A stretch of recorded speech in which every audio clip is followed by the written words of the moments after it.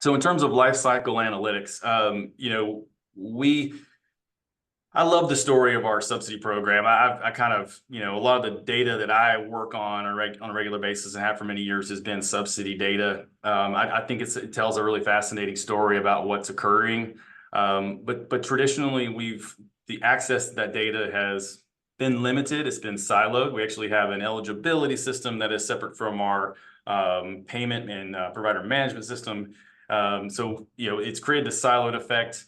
So the use of that data really is also siloed. So in my experience in my work, I really work mostly with placement and attendance data to then report out, who's being served, how much does that cost, which providers are participating or not participating. On the flip side, we have our eligibility staff who process applications, and they're using application data to help them understand like how quickly they're processing applications, what their length of time it takes to determine eligibility. But no one's looking at the whole life cycle of that process. And so the goal here is actually to begin to integrate both siloed portions of the data into one place and really tell the whole story. I think there's a lot of things that we're not telling with that data. So like, how do families progress through the subsidy program, from the time of application to exit? So, what's one thing we're not looking at really well is like, okay, who's exiting the program after they've been receiving services? If you can tie that back to their application information, their case information real well, then you can understand, are there trends as to who's exiting, who and why they're exiting? And maybe there's something, that we need to do about that.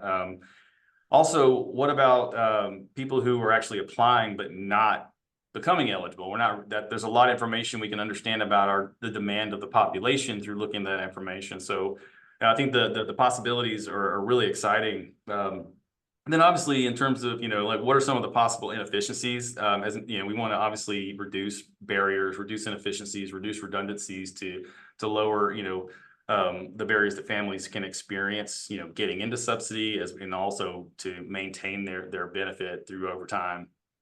But then also, I think it's fascinating just to get that just nuanced view of the data. I mean, like I said, I feel like we've just kind of been very blunt with how we use the data, meaning, okay, here's who we're serving, here's which providers we have, here's who really, here's some time applications. But I mean, I think there's just a greater story to tell, and there's a lot we can learn from that. So I'm excited to work on this project in the coming months to kind of figure that out.